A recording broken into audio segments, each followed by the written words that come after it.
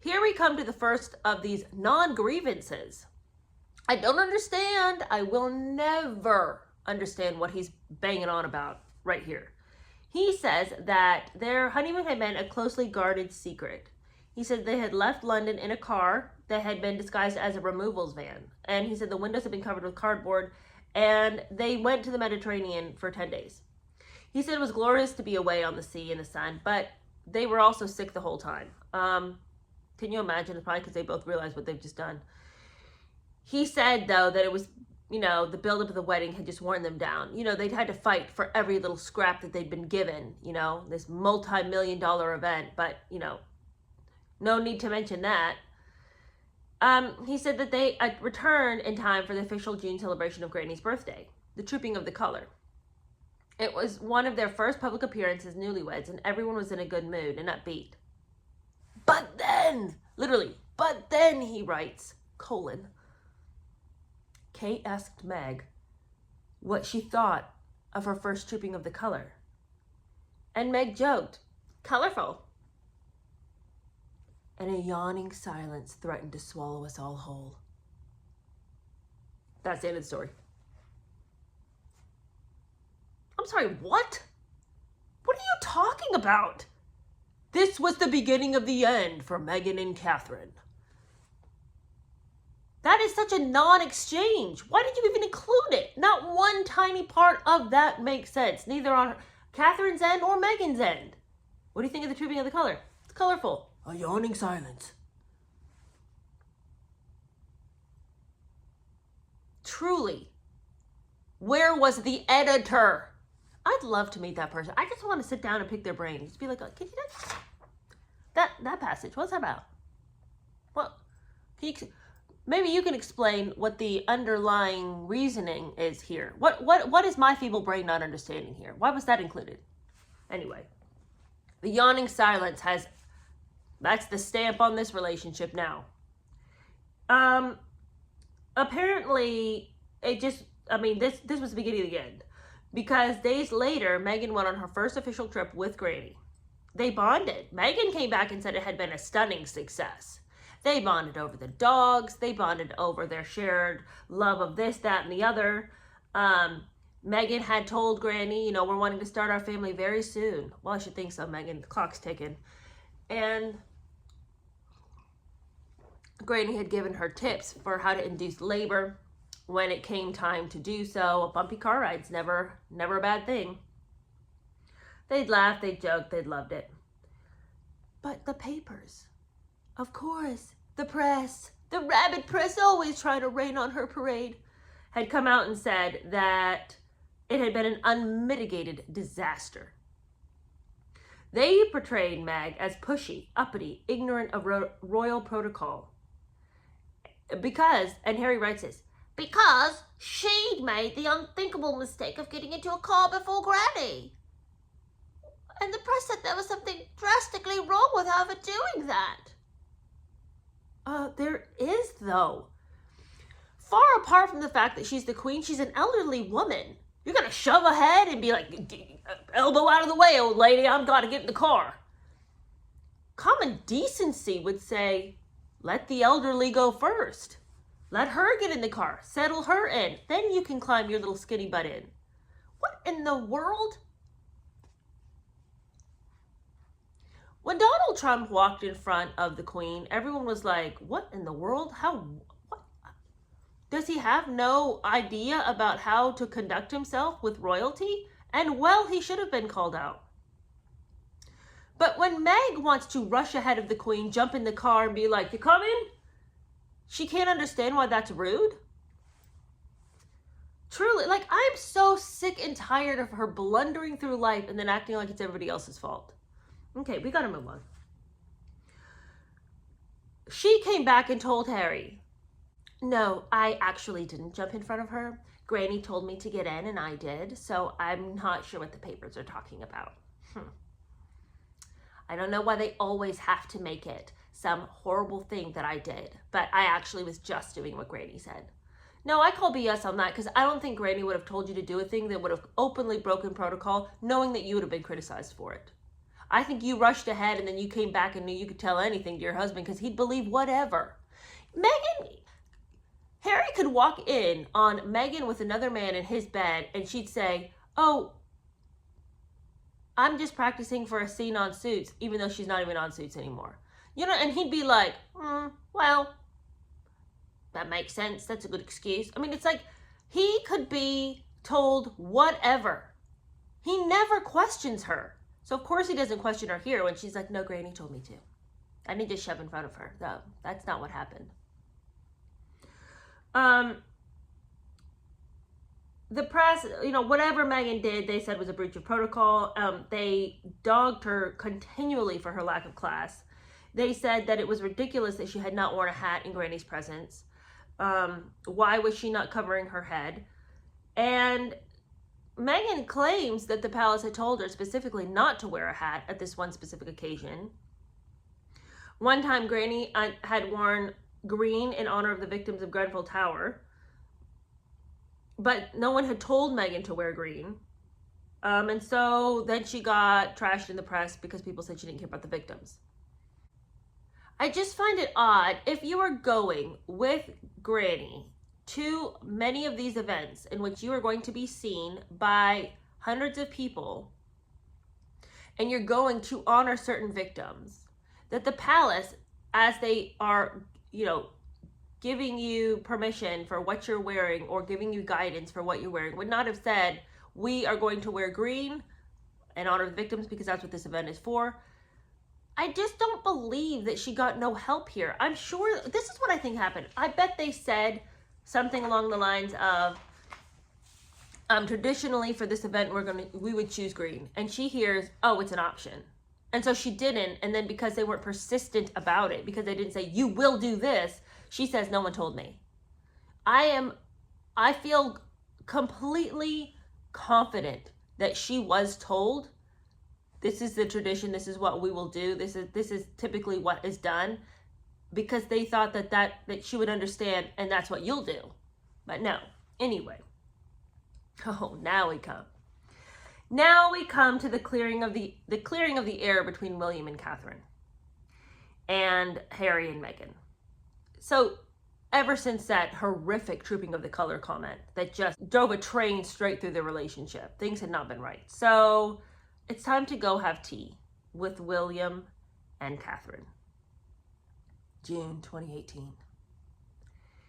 They said that they walked over one late afternoon and Harry saw Meg's eyes widen.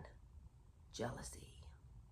As they entered the front door and walked past their front sitting room, down their hallway into their study. Wow, Meg said several times. Listen, this...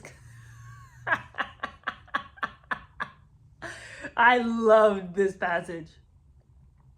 The wallpaper, the crown molding, the walnut bookshelves lined with color-coordinated volumes, the priceless art, gorgeous, gorgeous. Like a museum. And we both told them so. We complimented them lavishly on their renovation, though we also thought sheepishly of our IKEA lamps. Our discount sofa, recently bought on sale with Meg's credit card from sofa.com.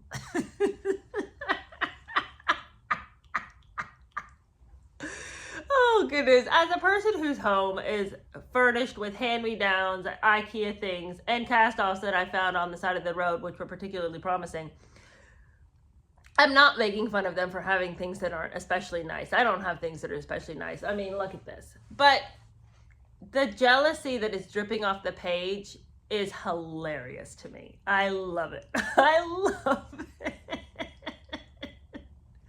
Our sofa that Meg purchased with her credit card from sofa.com. Oh, I love it. So they're in the study. He and Meg love each other so much that they cannot be apart. So they choose the love seat, unlike William and Kate, who choose to sit in individual chairs. Kate was sitting in the ridiculous details that we don't need. Kate opposite us in a leather-clad fender before the fireplace. William was to her left in an armchair. There was a tray of tea and biscuits. For 10 minutes, we did the classic small talk. How are the kids? And how was the honeymoon? Then, of course, Meg's like, there's not enough controversy here. Let me stir the waters. So Meg acknowledges, she's like, all right, enough of that. Let's talk about why I'm really here.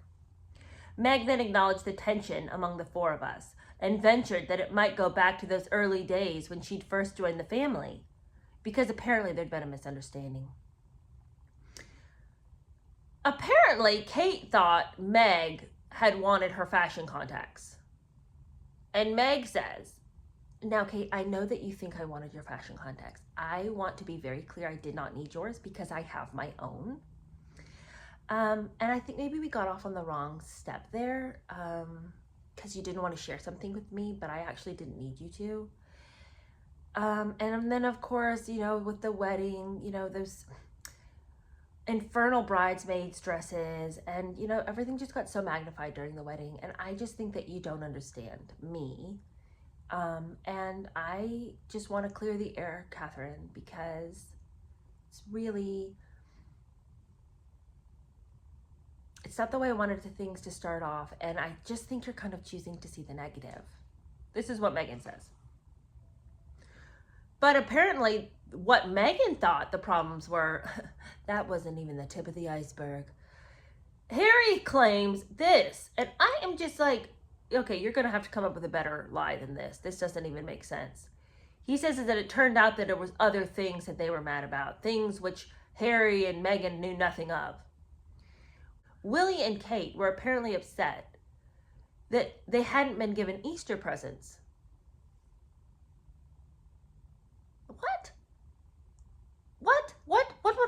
What are you talking about? Who would be over there fuming that they had not received an Easter present? Probably Megan. But real people don't care about things like that. Harry says, Easter presents? Was that a thing? Willie and I had never exchanged Easter presents. Paul always made a big deal about Easter, sure, but that was Paul. And so, of course, Harry claimed, we apologized profusely. I'm sorry that you're upset about the Easter presents. We apologize. Okay. So then Harry and Megan are like, okay, well, that's ridiculous that they're saying the thing about Easter. As long as we're going to start pulling punches, let's roll up our sleeves and get in the ring. They say, Megan's like, well, we are sorry about the Easter presents. Didn't even know that was a thing you wanted, but quite frankly, we really didn't appreciate the fact that you two switched place cards and changed seats at our wedding. Because, see, we had arranged the tables according to the American tradition. Couples sit together, not separately. And lo and behold, I look over and your table's not the way I had arranged it. And the couples were all mixed up and not sitting together. I don't really know where you got off doing that. That's a question mark for me, says Megan. But William and Catherine insist that somebody else did it. And they said, we didn't do that at your wedding, but let us remind you about how you actually are the ones who did that at Pippa's wedding. I just do not believe this conversation ever took place. Who cares about the place cards? They're not sitting at your table. Who cares where they're sitting at their own table? Would anybody ever make this much of a fuss? So they're like, we didn't do it at your wedding, but P.S., you guys did it at Pippa's wedding. Then Harry and Meghan are like, no, we didn't. We didn't do that. It goes back and forth. They said, Harry goes, we'd been separated by a huge flower arrangement at Pippa's wedding. It was right between us. And though we desperately wanted to sit together, we hadn't done a thing about it. We never would have done something so tacky and tasteless. So there they are, airing their grievances. And none of it's doing any of them good because it's all tit for tat. They weren't getting anywhere. Then listen to this. Kate looked out into the garden, gripping the edges of the leather so tightly that her fingers were white. And she said that she was owed an apology. Can any of you guys see Catherine sitting there with her claws? just fingers white on the edge of her leather seat. I can imagine one person in that room doing it, and it's not Catherine. Meg said, well, what do I owe you an apology for? You hurt my feelings, Megan. When?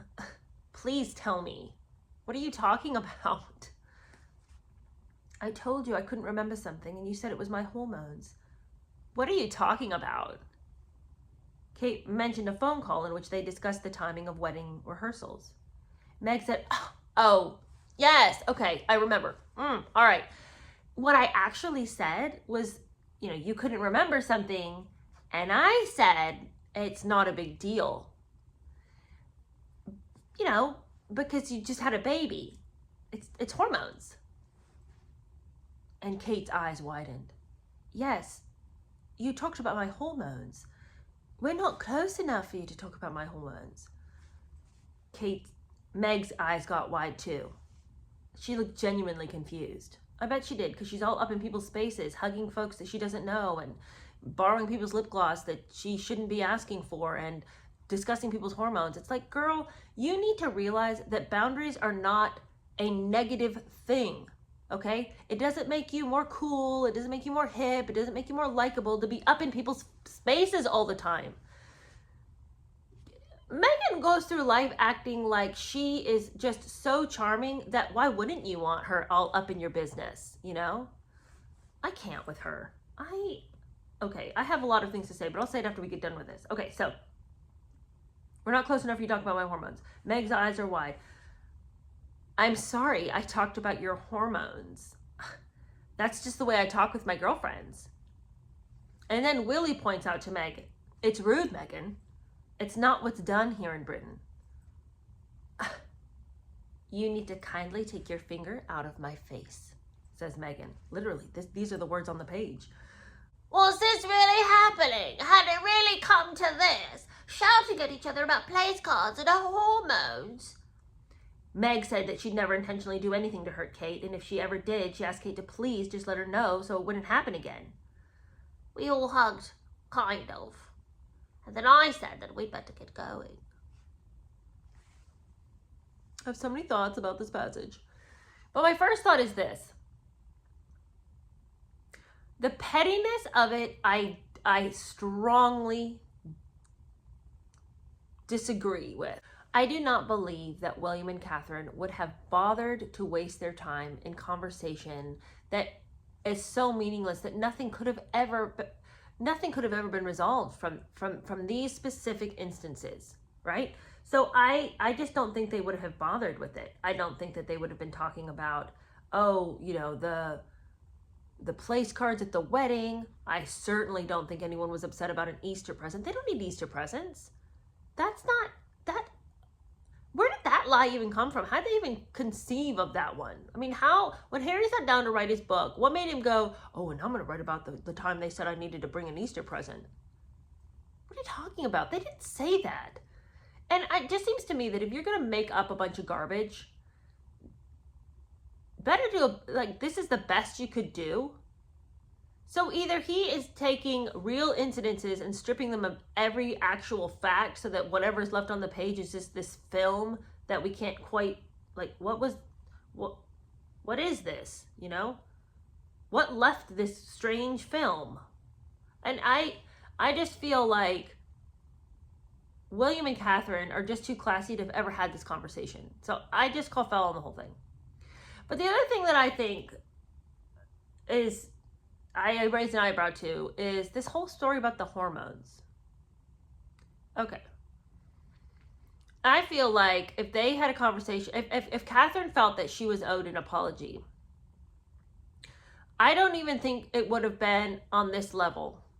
I think that there was deeper things that were said. If she said, you owe me an apology, it wasn't because Megan said something about her hormones. I don't think any woman out there would be that offended by this instance, that your hands would just be gripping your chair, your knuckles are turning white, you're outraged that someone mentioned your hormones. There was so much more condescension, so much more rudeness, so much more to that conversation that she and Megan must have had for Catherine to have felt that she needed to bring up to her, you're rude to me.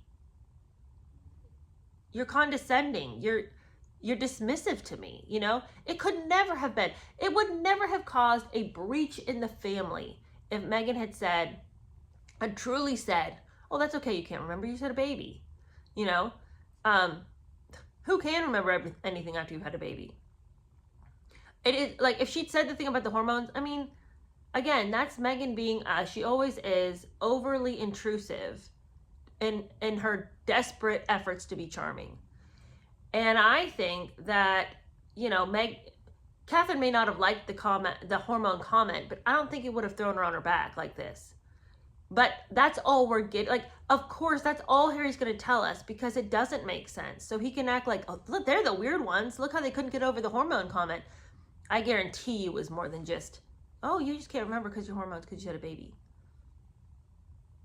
Because I think that if Catherine might have been like, that's kind of rude, but I don't think she'd be scandalized by it to the extent that it broke the family apart. She's just not unreasonable like that. And this story is unreasonable. Okay, moving on. He says the staff sensed the friction, they read the papers, and thus there was this frequent bickering around the office. There was rivalries and jealousies, competing agendas, and it all poisoned the atmosphere. Who was added in recently to the family who could have messed things up? It's like, hello, what's the common denominator to all of this pettiness? Oh, one Meghan Markle. It's like, no wonder the family's angry. And can't Harry see it? Why was everything going swimmingly and then Meghan enters the picture and no one can get along? He's such a dimwit. He says that everyone was working around the clock. There was many demands from the press, such a constant stream of errors that needed clearing up, and we just didn't have nearly enough people or resources. He says that at best they were only able to address 10% of what was out there. Then stop worrying about it. If it's an insurmountable objective to clarify every error that's out there, you find something worthy of your time. That's not worthy of your time, and neither is it you cannot ask people to give their entire lives to an unwinnable cause. Can you imagine being employed by Harry and Meghan, who are constantly setting you out to go and fix a problem that cannot be fixed? And then they're over there raging and angry, and it's like, what a waste of everybody's lives. What a waste of everybody's time.